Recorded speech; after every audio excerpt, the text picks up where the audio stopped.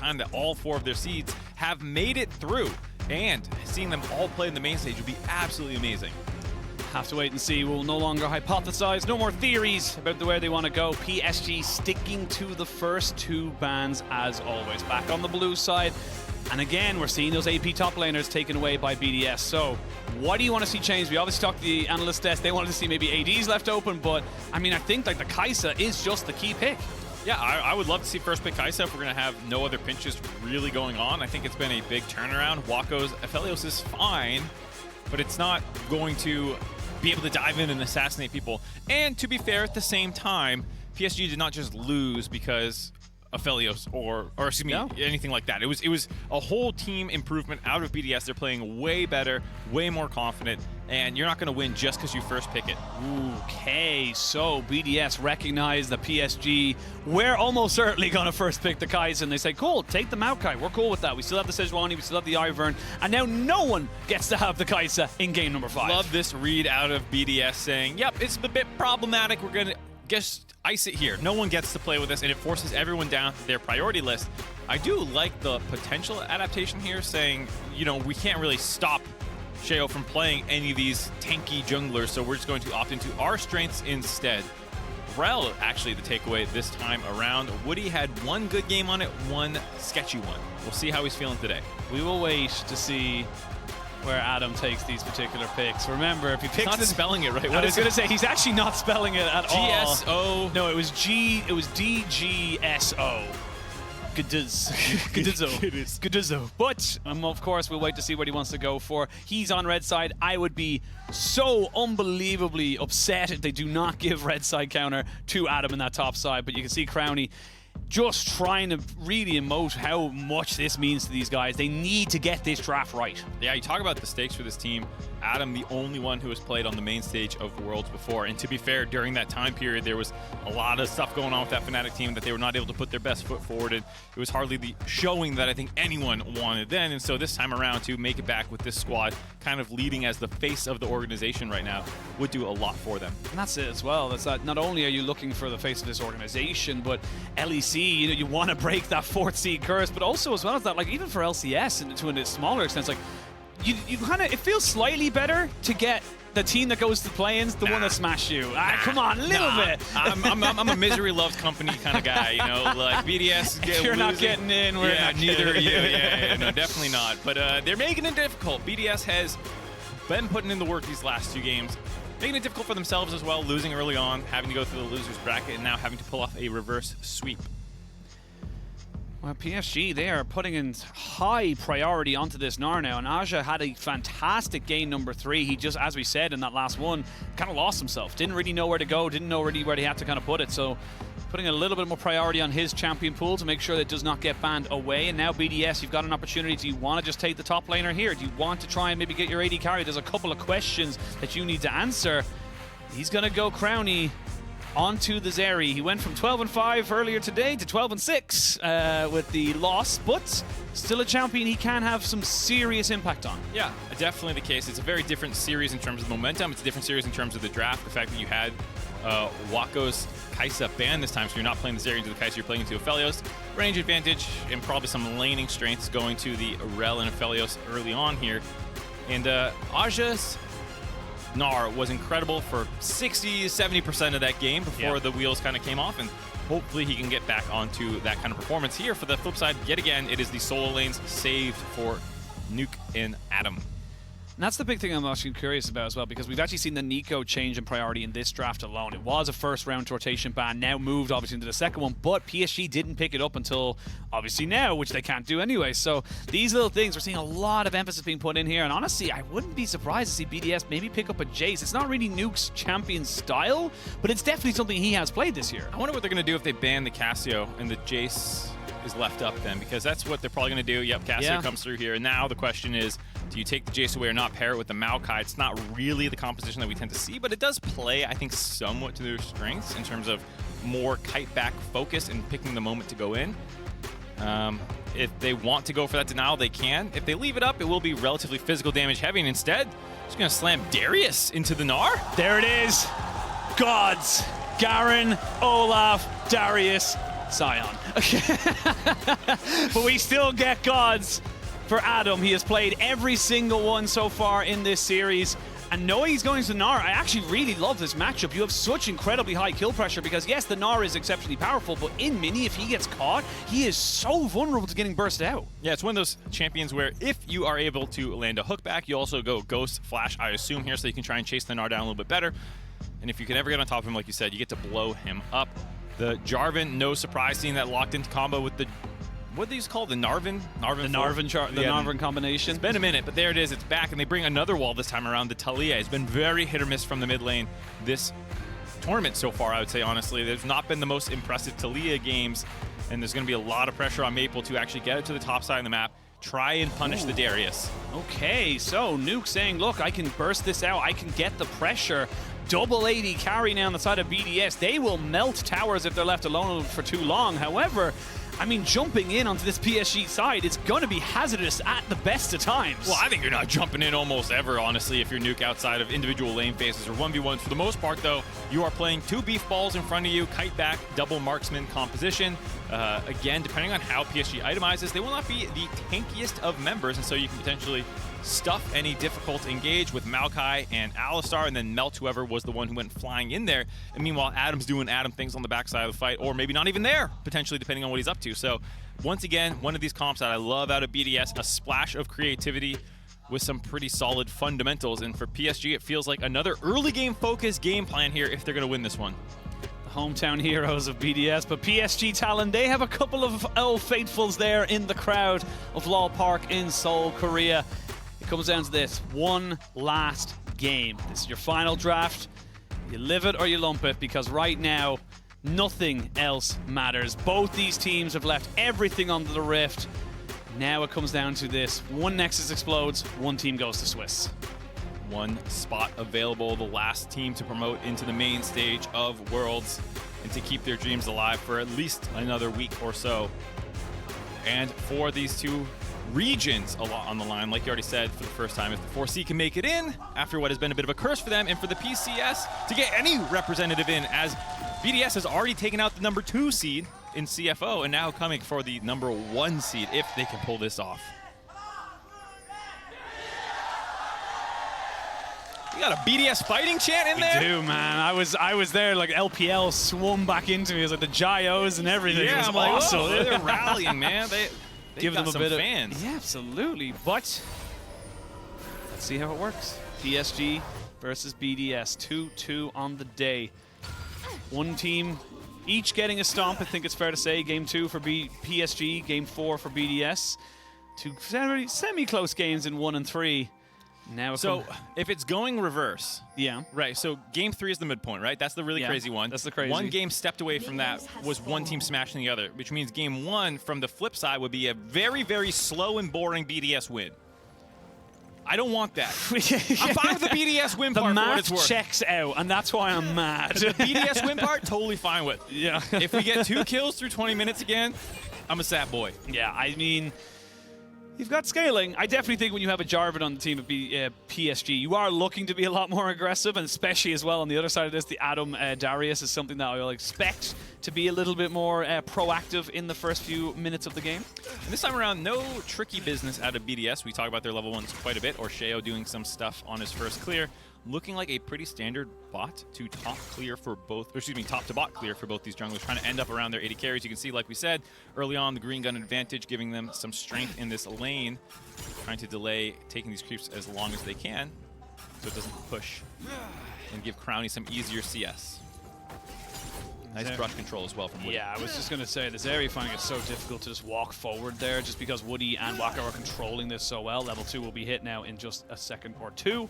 And that's going to basically mean that this entire wave is going to be going underneath the tower pretty frequently for the side of BDS. They're going to have to try and figure out how they're going to be able to stem the bleeding already in the early stages of this game, but we'll have to see how crazy PSG wants to get. You can always have one of these slow-built waves. If Maple can get unlocked, roam down there for a 4-man level 3 dive, who knows? Probably not going to be the case, though. Level 2, can't both away, but Labrov already burning through quite a few of its pots, so he needs to be a bit careful with how aggressive he wants to be going into this one here. And this is the thing as well, is that you don't want to lose too much of this underneath the turret, especially when you're against Wacko, who's already picked up that coal, so he's stacking that one up very nicely very early. Good call, already understanding. I'm going to control this lane. I'm here to farm up and get to my items quickly. Already half a turret plate gone off that push, and Sheo actually skipping the camps. He's just going to jump in on top of that one there. They're trying to use a minion delivery system as Woody should be able to remount. Sheo actually went in onto a minion to move away from that because I just didn't feel confident with the Jarvan coming in on the backside.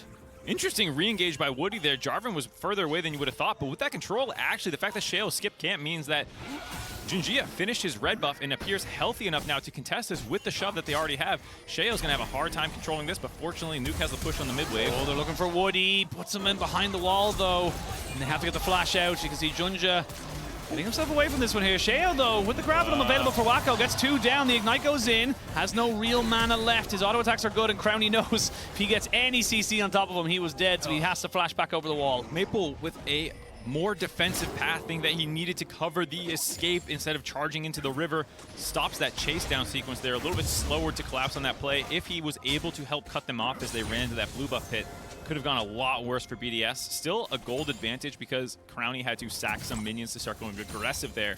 And overall for PSG, a decent start to the game despite feeling like maybe a kill or two left on the table. Well, that's all happening. The top laners trying to figure out whether or not they can go aggressive. The wave in a pretty terrible state there for Aja. These hemorrhage stacks are starting to build up quite quickly, and this is the power of the Darius. 1 or 2 small movements, and all of a sudden he's looking fantastic, but now he's walking straight in on top of the Jarvan. Pops the Ghost, does not get away from the first CC, but does get away from the second. Now looking for a little bit of a trade back. 1v2. Adam looking to be his namesake for the moment. The Ghost still popping down. He's doing very well. Flash forward into the apprehend. Does not get the bounce back for Aja. He moves away from the Jarvan. I think that was key. I think you can feel the nerves on both these teams here. Aja missing his Q and then his W in that sequence is absolutely a kill onto Adam if they land it. And then afterwards, not quite sure where they want to go from BDS. Aja's hop out does mean at the end of this, it's a summoner advantage. He did not have to burn anything in that sequence. And so while it should have been a kill yet again, instead it's just small advantages in the early game for PSG. Nerves, the pressure, if you will. Your whole year on the line. Your literal entire season rests on this one game of 5v5. It is sometimes a little too much to bear. Sometimes we all go through promotion matches and you feel the stress of needing to win that 5th game. Imagine that if your whole career in life was built on that. A little bit, just try and put it in perspective. It's so difficult to know. And again, it comes down to how these teams are able to deal with that pressure. If you can get that play to work on either side, you get an advantage. You start putting even more pressure onto your opponent. Versus now, where it does feel like, again, no one's coming out with an advantage, but it's very, very shaky for now. Yeah, I think you expect from the draft for PSG to be winning the early game, and so these gold leads are largely what you would think would happen. I think the biggest thing is the fact that none of these kills have really accelerated any of the lanes beyond what you would expect. And so PSG going to start this Dragon out, playing off their bot lane Prio, and Talia now at 6, though with no mana, will probably teleport back into the lane, have the ability to join in on any fights that happen around the map. Sheo's going to walk over and check if this is being done. Doesn't have a smite, by the way. Used it on the Gromp, so maybe they want to go for a little bit of engage. A TP comes in back from both mid laners. Maple and Nuke now moving back down towards this dragon. It's the first dragon of the game, and we know how much BDS love their dragons. There is the Weaver's Wall coming straight out. They're going to try and jump in, but a knockback from onto Woody means that he goes down, but it's a first blood. Dragon stolen by BDS as we got the resets coming in maybe for Nuke, as Wacko has to flash away straight away as he realizes he can't take this fight. Neither can Junjia as he looks to try and trade it back, but Nuke gets himself a double, and BDS trade 2 for 1, and they get the dragon. Huge contest out of BDS there on the dragon. A little bit of face check by Crowny. Yeah, he's going to be able to dash himself over. Good cleanse. Definitely would have preferred not to use it, but small little window there for PSG. They almost capitalize. Yeah, but that is such a bad consolation prize there after Sheo again on top of the smites was getting taken advantage of by Junjia. A little bit in game 1 and game 2, but after that has been dominant with these, never really losing any critical objectives. And then the fight afterwards, I mean, Nuke in a great position on the Tristana here. Able to just hit closest target and make sure to knock Woody back so he does not ever get stunned up. That explosive shot also landed a ton of damage onto Wacko as he finished off Woody there. And now it's just an easy chase down the rest of the way for the team. It just feels like after the Weaver's Wall, the Maple Talia was not really in a position to put out damage, wasn't throwing out rocks at a rate to kind of settle herself and get that damage out. So it really just was an unfavorable position here for PSG. They do, however, get themselves back in towards that mid lane to try and put pressure here onto Nuke, who did pick up a plate or so for himself. But, I mean, we could see another fight now as the Rift Herald has already spawned, and they know this is happening on the side of BDS. Looks like Crowny is skirting down onto the bot lane there, riding the wall as far as he can go, and giving this one away. Not in a position to contest this after the slightly slower reset. Death timer, sometimes a quicker path back onto the map than a recall after that dragon fight. So PSG do use their top pressure a little bit with the Nara as well to grab that one. See what PSG can do with it, because this is the thing I always say about Rift Heralds. It's not that you get it, it's how you use it afterwards, especially an early one, because it can lead to a huge advantage in one of these lanes. And right now, Sheo, with level 6, would be very, very good at deterring any kind of dive here onto Adam, who does not have his flash just yet, does have Ghost. Maybe Sheo and Adam might want to go for something a little crazy, but Aja just backs away. I think they're just waiting to cover this wave collection by Adam. Good decision, given that the Rift Herald just went down. I think PSG were also thinking the same thing. If anything is looking suspect here, maybe we can make the play, but that's not the case. And like you said, it's about how you use the Rift Herald. I feel like this series, we've seen a lot of Rift Heralds not get optimal value kind of dropped as they time out, or they charge a turret that there's no one else there to help push afterwards. And so it has been a very scrappy series, honestly, outside that first game where there's been a lot of fighting, and it's sometimes hard to find the correct usage of this. So it'd be nice, I assume, if you want to get this either onto Wako to accelerate your primary carry or onto Aja to get the side lane going in your favor. And for the moment, Junja is down in the bot lane, or bot side of the map, I should say, as he waits to try and just maybe find a Cataclysm target. Very hard to lock down things like a Tristana, a Zeri. They can just dash their ways out with the mobility they have in their kit, so they're not really in any kind of danger for the moment. But PSG look like they want to try and maybe put down the bit of pressure here in mid lane. I do like this as well, especially with the first Herald. If you know you're not going to get a full tower, at least get that mid lane tower low so you can actually try and take it on the second Herald. Yeah, especially with a Talia, it's always nice to break out your global if you can make it happen.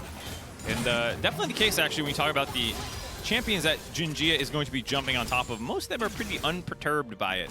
Of course, if you are jumping onto Darius, you know, he can't get out, but then you're trapped in a pit with Darius, and I'm not sure that's where you want to be using your J4 ult. Yeah, not ideal target selection, but Maple maybe just going to throw a walk over the wall, and it's going to stop Lavrov from getting a reset in. So, 11 minutes are just shy of it. It's 500 gold lead for BDS. They are going to be able to set up for this dragon in a minute's time. It is a dragon, or it's an Infernal Dragon, which means we are not going to have an Infernal Soul or a Mountain Soul, so not going to be the highest of priorities, I imagine. Unless it's Tex. I bet I'm smelling another Chemtech. Smelling a Chemtech? Yeah, smells bad. Smells smoggy. Not clear cloud air, no? No. From Los Angeles, man. Yeah, I'm used to that you smell. You came to Dublin and you were just like, what is this? Fresh air? Get out of here. Grass? Disgusting. Yeah. Where's my concrete jungle? Yeah, where's the 20, 30 buildings that block out the sun? But coming back into it. I mean, we'll see what they want to go for right now, because it does look like for the moment PSG are on a bit of a reset. They can look to try and just clear out a lot of this vision. With the amount of ultimates they have, they would have a fair amount of, full dive to go onto someone like Tristana and Azeri if they can catch them out. Yeah, I feel like PSG is slightly under the gun to make plays, which means, unfortunately, that for viewership and the aggressive gameplay perspective, I think BDS is happy with this Maokai and double marksman to set up around objectives, poke them down, try and just burn through them. And if PSG are going to contest, you can really make a decision if you actually want to fight for it or not. You are absolutely happy, I think, to just kind of keep scaling until you get more major items onto your marksman, because right now there is no mythics completed across the board yet. Well, there's that Rift Herald. Shelly going into that mid lane to, like we said, just kind of put pressure down. We'll get 2 plates. That will go straight over to Junja, so not the worst thing in the world. The Jarvan, I have seen Jarvan's one-shot AD carries with their full combinations, so definitely something that can be done, and Dragon gets started. There is a TP here for Aja, but there's none available for Adam. You have to remember that. Labrov hasn't popped his ultimate just yet. There it goes. So now he's not going to have that available to him. It looks like BDS are going to have to be on full retreat. PSG did enough to pressure them away from this objective. Yeah, Maple's chunk there is enough to buy them this Infernal Dragon. Sheo's sticking around. He's feeling himself with these smites. Yeah, he's feeling it, but I don't know if he wants to. You do not have your support, and they will back that one away. So Adam will pick up a plate in the top side and the back side of it. So, Dragon apiece, 20k each. It's looking pretty close that we're going to be getting to some big 5v5s in about 5 or 6 minutes time. Yeah, I think so. It totally makes sense for them to back off there, wait for their first major item completions, especially after Lebrov is chunked out. For PSG, you're happy to have gotten that objective down, but of course you're looking more for kills at this point. And even that Rift Herald mid, it's nice to chunk out that mid turret, but realistically against a Tristana, how many times will you have shove from the Taliyah to actually walk up there and auto that turret? I much would have preferred if they could get that onto a more important carry from the perspective of team fighting or split pushing later on in the game here. So for BDS, yeah, it charged it down to 3 plates, but as long as Nuke is playing well, that thing will be relatively safe, and that's all they're gonna get. Also, I will say I was right. It's Cloud Soul. Dublin fresh air. Ooh. That's where we are. No chem smog of LA, you know. They heard the complaint about being in Korea, playing at Lowell Park, and not getting enough Cloud Dragons, so they supported you. Absolutely. I appreciate that from the script writers. That's very nice of them to do for me. But, I mean, we'll have to wait to see again, because PSG, they're taking this one slowly, but they're not coming out, you know, kind of you're not coming out on the worst end of these trades. It does feel like the fact that they were able to get that coal stacked up so quickly, that Wacko has been able to have a little bit more freedom to build up to a first item, maybe even a second one, obviously very soon. But this is where the game starts to devolve into less about the laning phase and more about getting around these objectives. Yes, how are you going to set up for them? Are you going to get chunked out before they go on? Will you find flanks in order to access the enemy backline? Like we were saying, for the side of BDS, mostly front to back, except for Adam, who might be flanking and might not be there with his no teleport summoner. And with the Maokai saplings, you can often try and find Aja and Junjia, who are trying to do that Narvin combo, stun your carries up against the wall. Hopefully a flick follows by Maple, and Wacko is kind of that insurance policy to melt through the pretty beefy team comp with BDS. And we saw there how even it was between the carries for the MasterCard lane economy snapshot. It really felt like that's exactly how the game has felt, honestly. It's just, you know, kind of slightly topside favored for BDS, slightly bot side favored for PSG, and then in the middle, everyone's just kind of dotted around with a couple of hundred here or there. Now, Rift Herald #2 has been started. You have a Stormrazor finish up here for Crownie. He's back out onto the map. 6,000 HP already taken down on top of this one, and Adam and Nuke are finally arriving. Yep, gonna look like our first pure 5v5. Maple in the wing. No 5v5 for you. Taliyah says no fighting. We will get ourselves back into the laning phase. Because the funny thing is, 15 and a half minutes gone. No tower's gone down yet. No, and they're all relatively healthy. There's, I think, that most half down on the mid lane of BDS. Adam has gotten some chip down on top side. Everyone's gotten a little bit of chip, but not too much damage done to them. I saw Taliyah in the flank. I was hoping for a wall in. He wants that Ghost Plague, does get the Stride Breaker, gets a little bit of damage out, trying to get those stacks up, brings down the ult, and Adam was done with passiveness in this laning phase. He heard you talking about there just going back to laning, and that was not what he wanted to do. Finds the angle right as Aja's Mega Gnar wears out, and you know the Mini Gnar in tired form will never be able to get away from you. Ghosted up with the slow and hook back. Nice kill there by Adam, and exerting his presence on the game yet again. He came in as the most talked about player of BDS for his hyper carry, or not hyper carry, but his very aggressive carry playstyle. Oh, Sheo just turned and burned onto that one. He was like, all right, we can take this fight. There's the Cataclysm. The knockback is good for Junja. So I actually think he was in a bad situation there. As you can see, PSG realizing they were just going to lose a tower for free because they had no one to rotate. Yeah, I think PSG getting a little antsy there. Jumping in, no real follow-up available. Maple was not quite in range for anything. Also going for the crown, interestingly enough.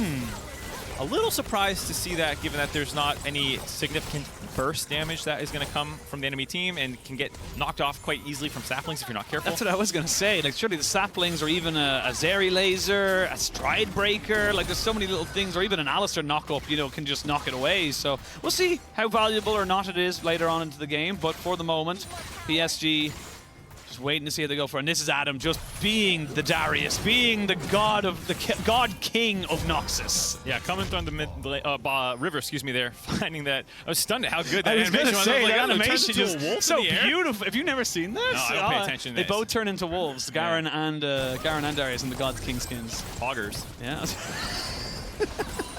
What? It is.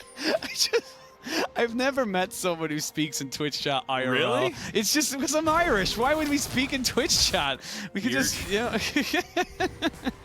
It's just strange for me, that's all. Anyway, we can come back in. We can see that with the priority on bot side, BDS would not only get themselves the bot turret, but they'll also get themselves a second dragon. Doesn't mean though that surely will knock over this turret in the mid lane. So PSG finally back on the front foot in terms of the objective trades and looking to try and make sure they're not just losing out around the map. No, dead even in gold. Red team, Adam finished off his second turret, will put them back slightly ahead. Also grabbing the second dragon for BDS. Adam's still there. going. Oh, no, he's not. Oh, teleport coming in from, looks like the Gnar, so at the very least getting that one out. Ooh, collapse all the way committed here. Maple not wanting to go, I was going to say, though, they're not trying to get on top of Adam because they have to deal with the rest of BDS who are there to protect their top laner. No one goes down just yet, but I can see the pressure, the presence that both these teams want to have is starting to lead to a couple of mistakes. Yeah, definitely the case, and you got to say this is one of those Talia games where you're not seeing the impact out of this champion quite yet. Maple has not been able to get to a side lane to try and attack anyone. He's used the wall strategically well sometimes to secure a free Rift Herald and these sorts of things, which they were able to use mid, but that's usually not quite enough. You need to find ways to bisect fights or create odd number of fights, and not quite happening yet, because if it's straight front-to-back damage, you got to think that Nuke will have him beat right now. Kraken Slayer completed, working on, looks like the quick blades.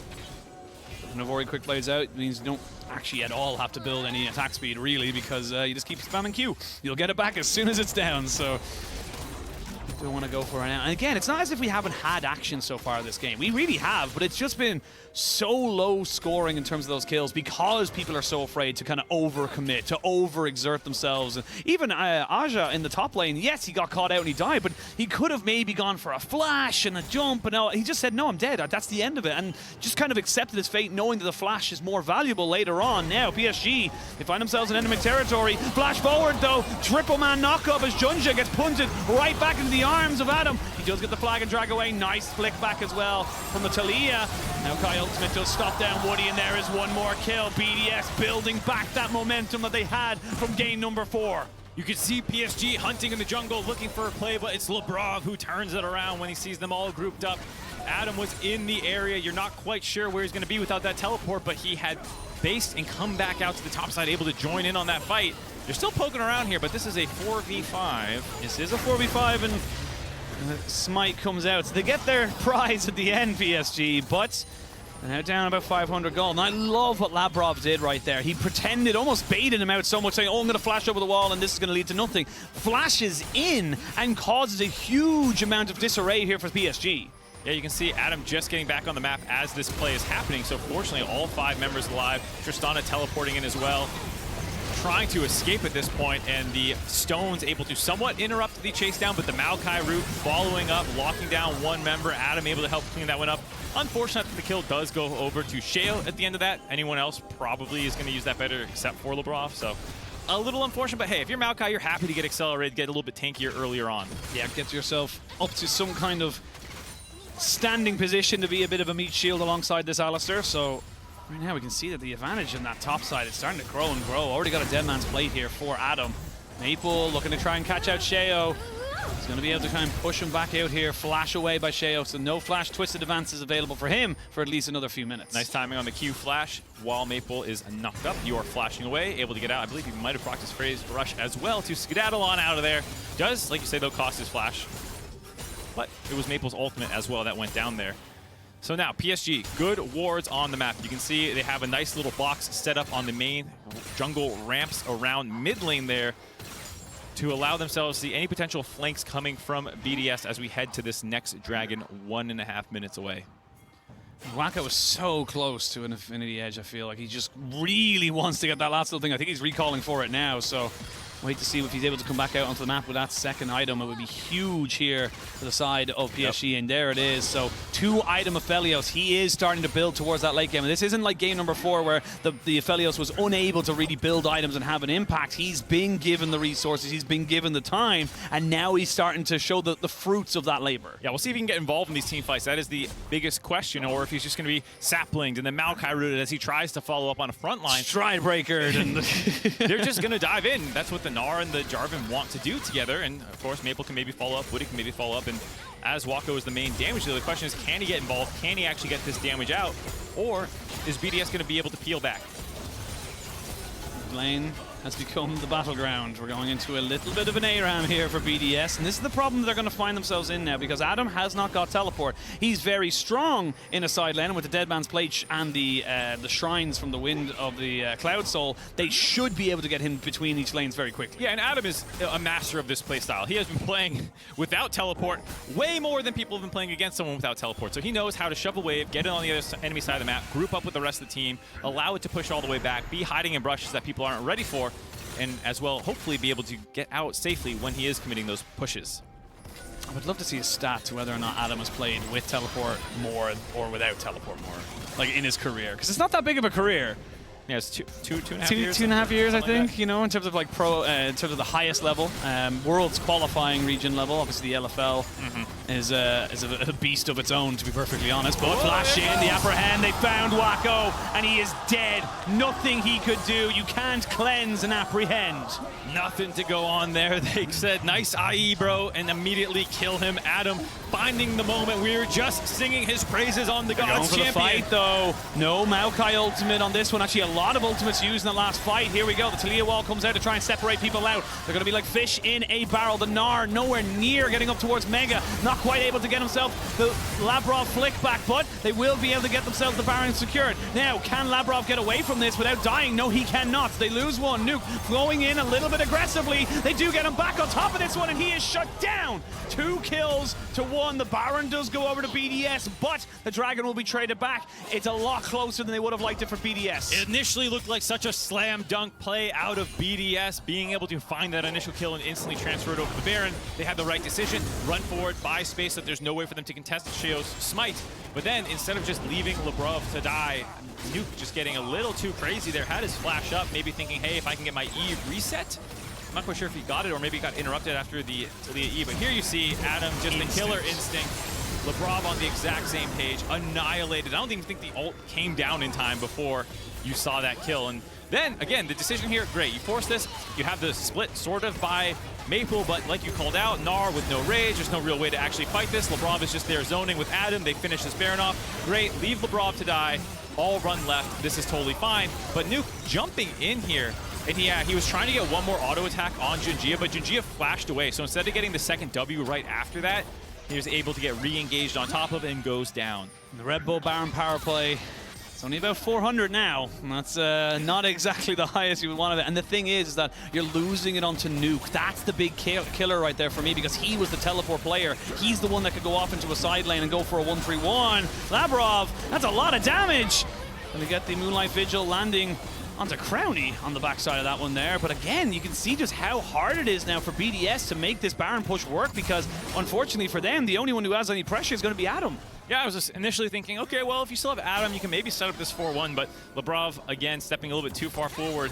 We are in no man's land. We are in You look at the history of the goal differences over this series by AWS, you can see there have been quite a few, but usually it's at least sided one way. This time it is BDS slightly favorite, able to grab this turret now. Up about 1,500 gold. Well, they're looking for Sheo here because Aja has got Mega Gnar coming, and that's why he had to flash away. No Dragon to be speaking of right now, so everyone's just kind of playing very antsy, very conservative about where they want to be caught out, because the dead timers, they're getting long, Mark. Yeah, fortunately, even if Sheo did drop there, like you said, not much to grab on the map, but with a flash down, when the Dragon does spawn in 3 more minutes, that will still be down. So if you're able to get in there first, there's no flash smite contest available. And I gotta say, for the most part, BDS has done a very good job of finding windows where Asha does not have his ultimate available when he's in mini-Gnar form.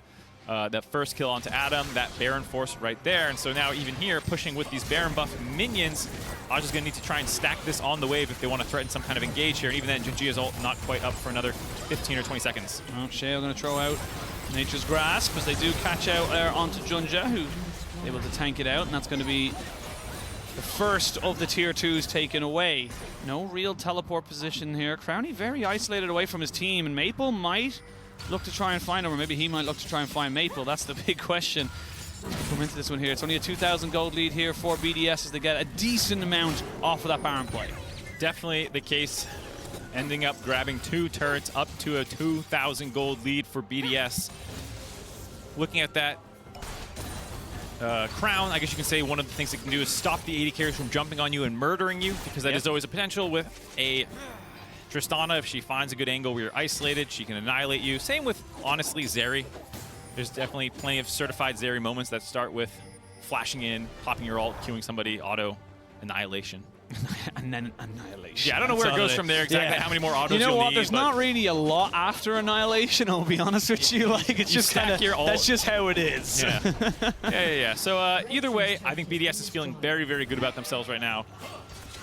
A lot of it also being how they're executing this game. PSG, despite being 3-5 in kills and having some moments, for the most part, when the important ones are coming up, it's all BDS who is able to make these plays happen.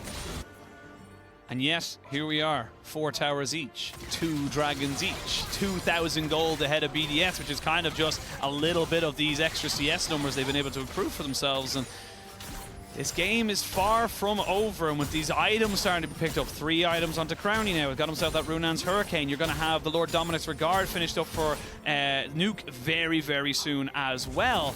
This is where the game stops being about those advantages, stops being about those kind of moments, and really just depends on who plays better in those team fights. Hell, we'll have to see. Interesting to see Shao there topping damage done, Red Smite Infernal, or excuse me, Demonic Embrace. Yeah, that combination. Demonic, Infernal, same things, whatever. They're both pretty terrible. Yeah, demons. But either way, yeah, very impressive to see him topping the numbers, landing those saplings over and over again. And here, giving them, with those saplings, the space to be first ones to the Cloud Dragon, trying to get onto Soul Point. PSG showing up to contest. No one quite able to finish. It looks like there are 3 items. You're talking about Nuke trying to get there. Wako's in the same position. Oh, he's sold. There it is. It is. Now Shout just out get back on the map. There it is. There it is. There it is. Shout out to Raz. I feel like I've just called him out unnecessarily there. People think there's more to it, but it's just that no, he says that. He just says there it is a lot. It's very fun. But again, I feel like for PSG, you're not unhappy leaving this one alone. You can, if you don't feel confident, if you don't feel comfortable moving into this fight, you don't have to go for it. Yeah, but Aja needs to start stacking his passive right now. There's a Raptors behind him. He should be trying to hit those a little bit more to get this so that there's an actual threat. I mean, he doesn't really need to kind of rush it right now, just because they're not going towards the Dragon. They're actually moving towards the Baron instead. There's the Apprehend, but it's on the Junja. Uses the Starbreaker, but Adam gets caught back a little bit on the backside of this. A lot of damage. It's a lot of rocks to the back of the head. Wako finishes him off, and Adam gets caught. You don't have an ultimate now on Labrov because he had to use his to make sure he stayed healthy, and now PSG, they've changed the momentum. PSG taking down Adam with 200 years, gives them the early access to the Baron. We'll see if they can get in somehow for BDS. Here we go, 6,000 HP. Shao drops down the ultimate. He needs to get into the pit. He goes in! Not quite able to steal it. It goes over to PSG. Aji goes into immediate stasis and flashes away because he's in Mininar. PSG get the kill, get the Baron, and they get the hell out. PSG with a bit of robbery there. BDS trying to do the same thing that happened when they got the Baron, which is take the Dragon away from the enemy team. They are going to get there faster after PSG tried to reset, but it is still a 4v5, 10 seconds on Adam. He does not teleport to join in once it does happen. In fact, PSG just says, screw the Baron, or Dragon, excuse me. We're going to go start pushing these waves out topside, and they have mid push as well. You have to make a decision here. Crowny going towards that top side. Labrov did come back in as well. Looks like they won't be able to get that top tier 2, but the inhibitor turret and mid lane is very, very exposed. There could be a big flank coming in. Shao will have his ultimate very soon, but not quite just yet. Picks up the blue buff to maybe get a little bit of time and mana back on top of him. I think he knows that that's just a bridge a little too far. It was a great idea seeing if PSG lost track of him after the Dragon take, thinking that he would reset back to base rather than come in through the jungle. Unfortunately, Wako did not quite step far enough forward to find that angle, but it was a clever idea. And it is becoming a little bit about Wako now. Seeing how much damage he can pump out. We were talking about his Aphelios being absolutely incredible this time around. He's getting his items. He's having a proper front line. And we talked about flubbed engages from PSG getting melted by double AD carry. Same thing is true on the other side. Yeah. Wako can delete front line if they have no one to peel back. It's not even just Wako, because look at Maple as he pops down the Weaver's Wall, because he's got a death cap now. Yes, we kind of criticize the Crown of the Shatter Queen because it's very much a defensive item, but he's got damage now available to him alongside that Shadow Flame. So this is becoming harder and harder for BDS. We talked about it, how they were on the precipice of getting themselves a reverse sweep. They still had work to do, though. If we've learned anything, though, about plans thus far, it's don't catch chickens before they hatch. Junja, half his HP there, just from a couple of auto attacks and a W from Nuke, and this is where everything starts to come down to decision making. Gold lead basically means nothing. BDS are on sole point, and there's another Dragon for at least another 3.5 minutes, so we'll have to wait and see. But again, this is just Adam thinking he had caught someone out, but it's Junja. He's too tanky. Yeah, you can see just this flick back sets everything up. The gun goes down to give tons of green procs to Wako. Combined with landing his ultimate gives him the final auto attack from 6 million units away to finish off Adam there and set down this chase. And looking at these fights, it's honestly probably not at all about backline access. I think realistically, even if Aja is stacked up, he's not that far ahead of the game. Him and Junjia comboing together is probably going to get peeled if you just try to dive onto the backline. It's about more probably buying space for Wako, and you and Maple able to flip someone back, lock them in, and just provide a target for Wako to hit. That's safer to hit than it is for the double marksman of the enemy team to hit you. Exactly, and I think the big thing I'm looking for BDS is that this kind of Adam walk forward and take someone out, it's just not going to work anymore. You're too far into the game. We're 33.5 minutes. Items are completed. People can just be a lot more brazen and bold to kind of find vision to capitalize on you overextended. Yeah, the one time they found Wako, his one death this game, was when Adam actually could flash E, pull him in. And of course, that's always an option. You can always 100-0 anyone. Same thing's true on the flip side. If anyone's caught out of position from BDS, of course you can blow them up. But realistically, with how this game is going, it's a lot more about setup and protection. How you're able to come back into these fights, and oh my days, you can see now the Baron is gone. BDS are still being coerced backwards. It's a 4-item Zeri.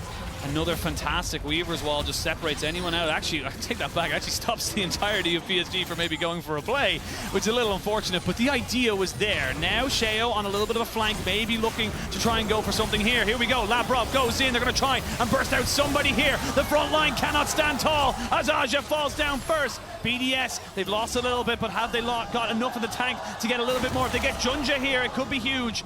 But the smite comes down to slow down Adam and his pursuit. That's exactly what we're talking about there. Good job by BDS pulling the trigger, stopping that push from coming in. They initially go onto Junjia with the pullback on Adam and then redirect onto Aja, who had stepped forward to scoop people away, actually, but he was locked down in place. Oh, Adam, I don't think he knows anyone's coming up here. I don't think he knows that everybody is here. And now he's going to get jumped on, flicked back, CC'd into oblivion. But he's not got Wako, so he's not getting taken down. The Apprehend comes back in. The Cataclysm is down. Finally, the DPS is here, but now Nuke and Crowny, they don't feel confident to walk forward onto this. I genuinely feel they needed to kind of really commit to that, because it just feels like they're losing a slow burning death. I felt Adam also maybe could have flashed out. They did not have the damage without Wako there to punch through him. You can see how important he is to have him around, but here's this fight yet again. The initial combo onto Junjia, as well as a nice headbutt call combo, focuses Aja down on peeling back for Wako, but fortunately, with the Alistar ult on, there's not that much damage that Wako can pump back.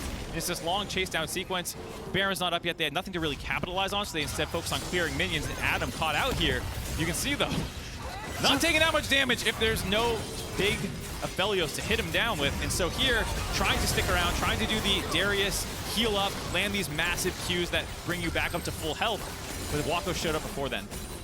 Wako's got himself a GA now, so Flash, Cleanse, GA, and all the kite in the world. PSG will get them onto Soul Point with this one. We are having, at minimum, 6 dragons, maybe 7 if we get that far, but this game could not be closer. We were joking about it in game 1. Where we get the 7 dragons. I think we're getting it this time. We might see 8 if it comes down to an Elder.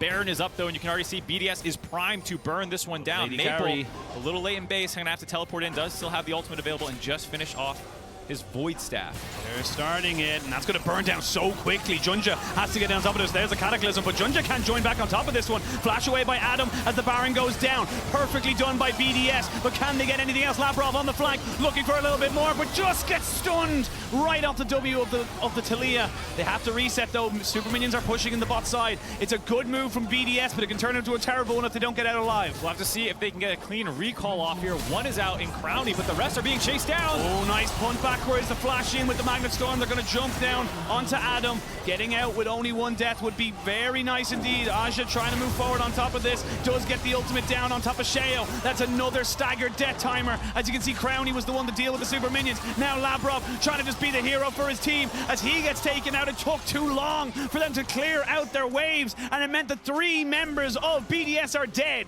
3 members dead, only the carries left alive, but no minion waves for PSG, and Crownie knowing he wants to get this shoving so that they have no way to end the game because it's long death timers. It's 30 seconds. If they don't clear these waves out, PSG will escort some in, and so BDS do what they need to do. They clear these waves out and then use the empowered recall to get back safely. Still, though, there is a wave in 20 seconds.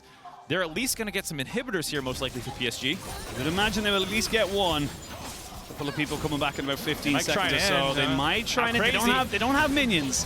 And they will be cleared out fairly quickly, so I don't think they're going to be able to end, but that's 2 inhibitors down. This Baron, Red Bull Baron power play will be for naught at the moment, and I almost want a live cam on Medic to see how he's doing, because this man is probably going through the ringer right now. I bet a lot of EU fans are on their feet pacing and screaming at their monitors, but here, I love the call. Burn the Baron down, get out, and get back to your base. If you don't do that and you let the super creeps push, you don't have Adams who can deal with the wave and then teleport in. So you go, let's go flip the Baron. If we get the Baron, we get out and we deal with the wave later. Whereas if you deal with the wave first, it's a free Baron to PSG. So you at least get to take this away, and at best you're hoping to just cost Adams' life, but the chase down sequence here was so good for PSG that they could clear out 3 members. And we still, at the tail end of that, it's a 1,000-ish goal lead for PSG. Not even! It's insane! The Dragon Soul will be confirmed in 2 minutes, 20 seconds. It is 39 minutes. Game 5. Win and you go to Swiss. Lose and your season, your year, your entire being is done for a while. The win probability powered by AWS, they don't even know. Look at the way he's jumping up and down. What's going on in this game? It's a heart rate monitor looking at that thing. And like you said here, anything can happen from this point on. It is, I would say, PSG favorite, not just because of the gold lead, not just because they have... Gold lead is not a gold lead. Yeah, no. Absolutely not the important thing. It is the map pressure that they have with double inhibitors down, meaning that these are super creeps spawning in. Right now, you know, BDS is doing a perfectly good job clearing them out because they have the Baron buff. That's about to time out just now, and that's still a minute and a half before the next Dragon spawns. And so once those super creeps are no longer bumping up against Baron creeps, PSG will be able to grab map control back most likely. Take a breath. Whew. Take a breather. Shake it out. Shake hands. Left foot, right foot. Do the hanky-panky. The hokey-pokey, not the hanky-panky. slightly different. Different context. different thing. Get a little bit loopy. PSG kind of rewarded by the fact that they have got so many standing towers for the moment. Nuke coming down to this bot side, clearing out another wave.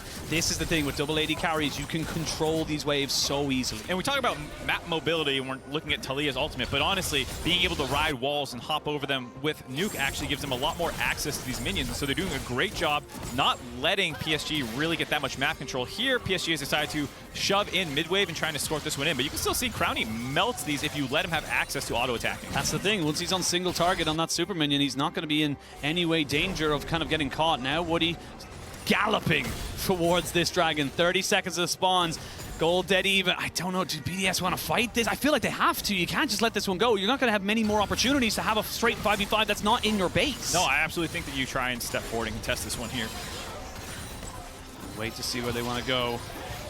For now, there is a good little flank here for Labrov. He's found himself the fog of war. The super minions have been dealt with for the moment. They will destroy this dragon so quick. PSG, 5-man strong. Labrov moving in to try and find some kind of a flank. He has been spotted by Maple and immediately has to go into his ultimate. Junja's in the pit, and now they have to try and burn down this dragon before he can. No, Soul confirmed for BDS. Now they got this Moonlight Vigil completely whiffing. Junja has to flash away and he stays alive. The objective was confirmed, but that only stems the bleeding because they've got to deal with these waves. Still absolutely huge play by BDS. They're so well done.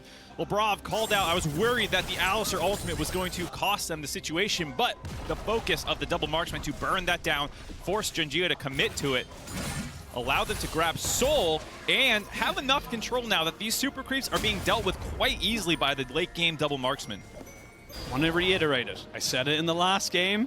And it was just said in my ear again, BDS have only lost with Seoul once this year. So they have got a pretty high win rate when they have Seoul. Yes, it is not the most impactful in the world, but you think about the things that you can do with extra movement speed when Sheo drops his ult, when the Alistar drops his. There's so much playmaking ability. Yeah, Woody and Maple, they needed to leave very, very quickly. These inhibitors will be respawning very soon as well. No more super minions in top or bot, or sorry, mid or bot. I will say most games where you get a soul, it's not quite this close, but I feel like the advantage might have swung back to BDS. Got bot lane still with 1 super minion, so that's going to push in and give pressure. Baron spawning in 4 seconds. You will have to try and make this as quick as you possibly can. Labrov has been a hero for his side so far in this series, in this entire tournament. Can he get one more big play? He's looking for it. He maybe have the Hex Flash over the wall. Woody might be the target. Labrov does kind of get spotted out a little bit. Now you can see the lightning crash comes down. Junja goes completely hayward. Aja is dead, and now the reset can come in. Wacko needs to run away, but he's sliding down. He has a stopwatch, but he's on so little HP. BDS are doing it. BDS are killing them. And BDS will complete it! Quadra kill for Nuke! Be damned your curses! Be damned your expectations! BDS are going to Swiss! They've done it! The reverse sweep by BDS! The redemption from falling at the hands of Mad Lions in Spring Split, able to make the main stage of Worlds! There has only been 2 previous reverse sweeps at Worlds. This will be the 3rd, and it will be the 1st for LEC. Heavy is the head that wears the crown, and BDS are going to the main stage. The absolute elation on that squad's face, doing it the hard way, dropping down in the beginning of day 1 and having to rally through the losers bracket and reverse sweep into the advancement best of 5 series. What a series, and just a quick reminder,